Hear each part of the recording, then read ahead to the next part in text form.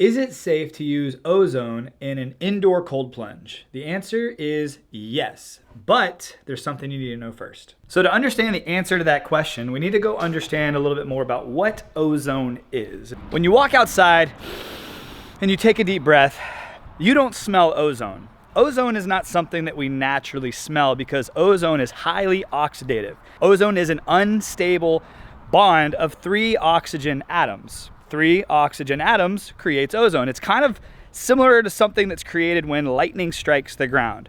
You might smell a little bit of ozone in the air when that happens, but ozone is not something you want to smell. Ozone is actually pretty toxic if you breathe it in. And that's probably why the question came in, is it safe to use on an indoor cold plunge? If you're using a cold plunge that has a sealed lid like the desert plunge back here, it's absolutely safe.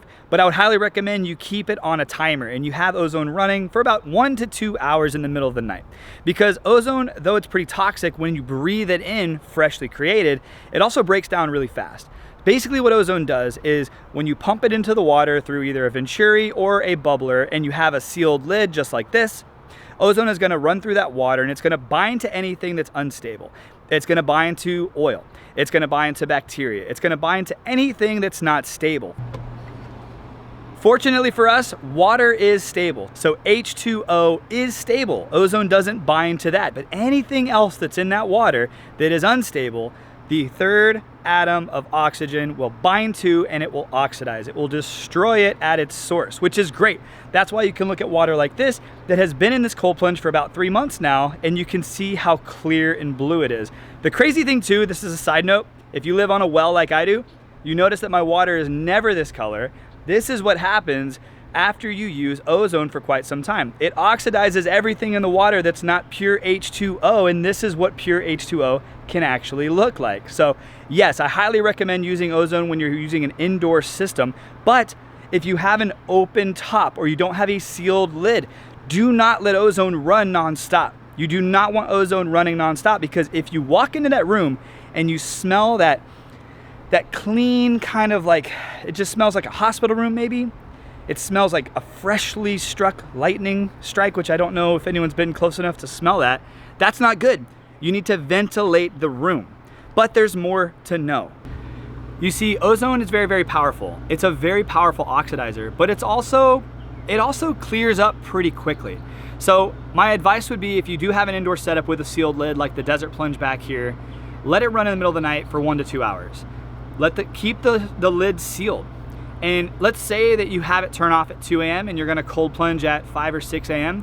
When you open the lid, if you get hit with a really sharp smell, you probably wanna just back up, maybe open up a window and ventilate that room for a little bit. It usually only takes about 10 to 30 minutes to ventilate that ozone out into the air.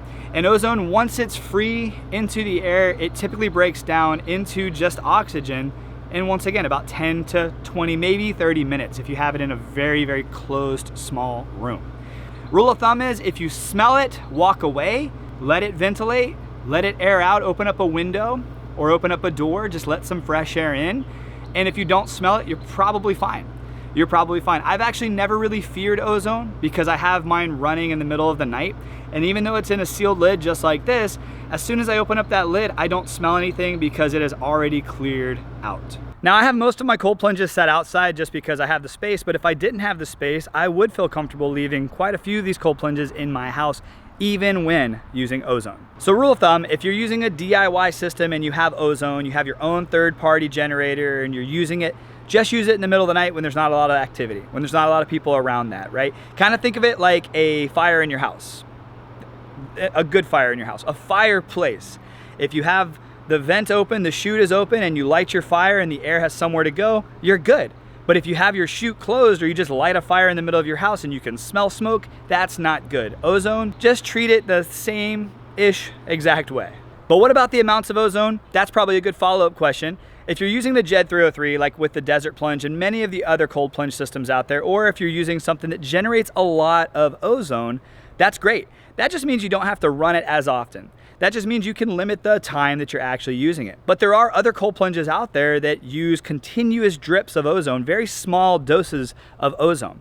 And I must say this, they're not super effective. There's a lot of cold plunges out there that have ozone listed on their facts, on their sheets, on their chillers, and it's great. Any ozone is helpful, I would say, but definitely in these big bodies of water, if you can pump a good, decent amount of ozone into that water for an hour or 2 hours a night, you're gonna see the effects in the clarity of your water a lot more than on some of these smaller, slower trickles. So all ozone is, I would say, I guess I shouldn't say this, but basically all amounts of ozone are going to be somewhat effective in keeping your cold plunge clean, and that's the main reason you're watching this video, because you want to keep your cold plunge clean. However, just be careful. If you smell it, walk away. You should not smell it. It can irritate your lungs. That's really the thing. We don't want that to happen, okay? You don't want to breathe in ozone. You don't want to put it close to your face. You don't want to put that bubbler in your mouth. Don't do stupid stuff. Obviously, proceed with caution. These are highly effective oxidizers, and that does mean they can be toxic. So just use caution, just be careful. But the answer to this question is it safe to use ozone indoors? Is yes. But I would highly recommend you use a cold plunge like the Desert Plunge that has a sealed lid. Run it in the middle of the night. Or if you do have an open lid system, run it in the middle of the night and just let it air out before you go back into that room. Well, gosh, why do the bees love me today? But that's the answer to that question. If you have any other questions, pop them down in the comments below. I love answering your questions with videos. I'll see you on the next one. Have a great day, my friends, and God bless. And also, if you don't have a cold plunge yet, I highly recommend you take a look at my friends over at Desert Plunge. There's a link with a discount code down in the video description. Check it out. See you guys.